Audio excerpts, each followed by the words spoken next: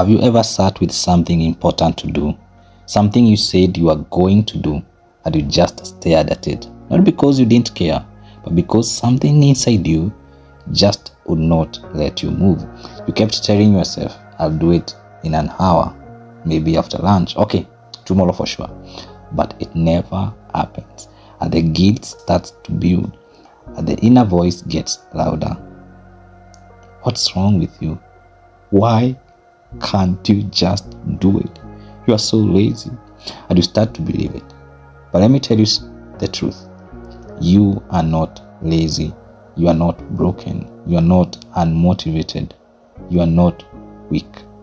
What you are feeling, that fog, that tension, that resistance, that's not laziness.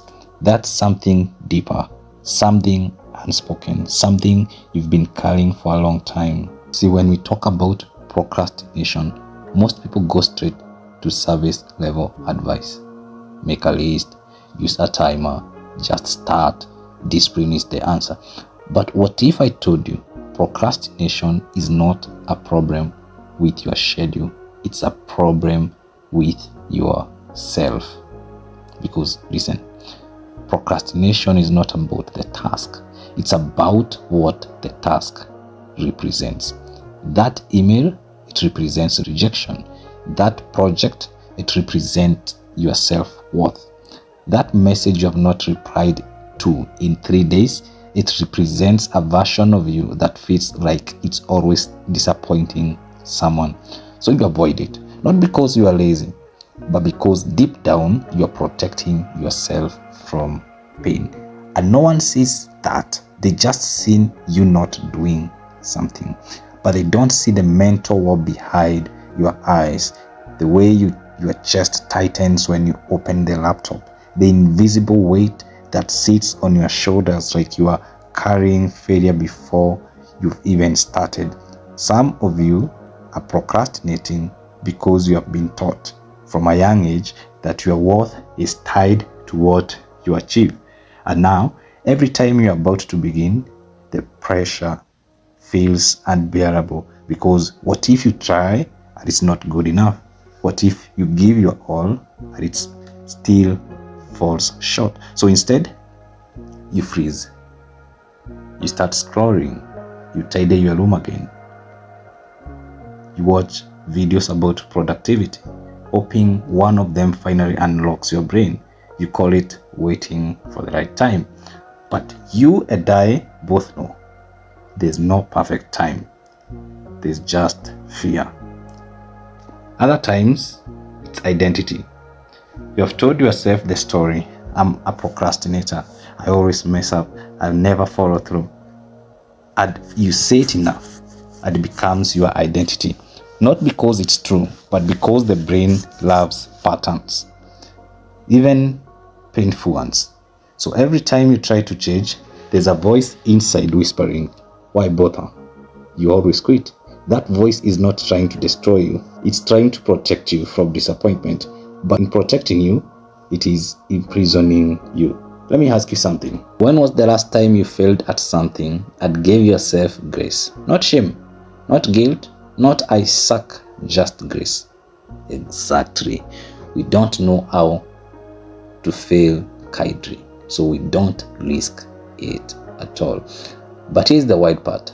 The key to overcoming procrastination is not doing more. It's feeling safe enough to do less. Less perfection, less pressure, less punishment, more honesty, more forgiveness, more presence. You don't beat procrastination by yelling at yourself in the mirror. You beat it by rebuilding trust with yourself. One small win at a time. Not because someone's watching, not because you are trying to prove something, but because you finally realize you are worth showing up for. So stop chasing motivation. Motivation is a feeling, and feelings are unreliable. Instead, build momentum. Momentum is honest. Momentum is the gym when you don't feel like going. It's writing one sentence when your mind is empty. It's choosing the hard thing, not because you are inspired, but because you made a promise. So start with one action. Start small. ridiculously small, clean one plate, write one idea, open the document, start up, because once you start, the brain kicks in. It says, oh, we are doing this now. That's how you win. Most people lose the war because they try to win the battle. They say, I need to finish this whole project tonight. No, you don't. You just need to start it. That's it. Procrastination dies when you start. And look, I get it. You have failed before. You have ghosted your goals. You have broken promises to yourself. You have told yourself this time will be different. And then watched yourself do the same thing again. That doesn't mean you are oppressed. That means you are human. But here is what changes the game. When you decide not to be perfect, but to be present, to act without waiting for the perfect conditions, to begin imperfectly. That's where confidence is born, not from success, from evidence. When you show up, you build evidence. And when you build enough evidence, you start to believe you are not crazy, you are scared, you are overwhelmed, you are tired of disappointing yourself. But in the middle of all that, you are still here. You're still searching, you're still listening, you're still hoping something will click. That means something inside you still believes. So honor that. Don't wait for clarity.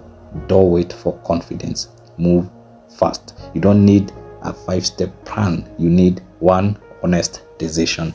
No more shame, no more waiting, no more hiding behind later. Just start right here, right now. Because your future self is waiting on the other side of this moment. And they are not asking you to be perfect. They're asking you to try. Try. Because you are worth it. Stop waiting for the right moment. You just lived it.